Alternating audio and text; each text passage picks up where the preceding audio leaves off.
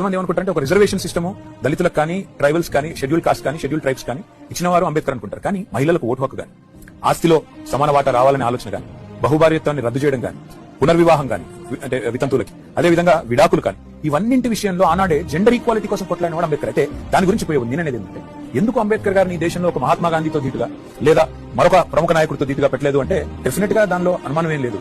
ఆనాటి నుంచి ఈనాటి వరకు ఇంత గొప్పవాడైనప్పటికీ ఈయనను, ఆయన చరిత్రను గానీ, ఆయన గొప్పదాన్ని గానీ చెప్పేవాళ్ళు లేకపోవడమే కాకుండా తెలిసి కూడా కావాలని చిన్నగా చేసి చూపెట్టే ప్రయత్నం ఇండియాలో జరిగింది. బయట మాత్రం మీరు అన్నట్టుగా మీరు ప్రపంచంలో ఎక్కడ పోయినా, నేను లండన్ పోయినాను. లండన్ లో అంబేద్కర్ గారు ఎక్కడైతే ఉండి చదువుకున్నారో, ఏ ఇంట్లో ఉండి చదువుకున్నారో, ఇవాళ దాని మ్యూజియం గా మన ప్రభుత్వం, భారత ప్రభుత్వం మన తెలంగాణలో మనం పెట్టిన 125 సీట్ల విగ్రహం ఏదైతే దాని యొక్క రెప్లికాన్ని తీసుకొని పోయి అక్కడ పెట్టొచ్చినాం.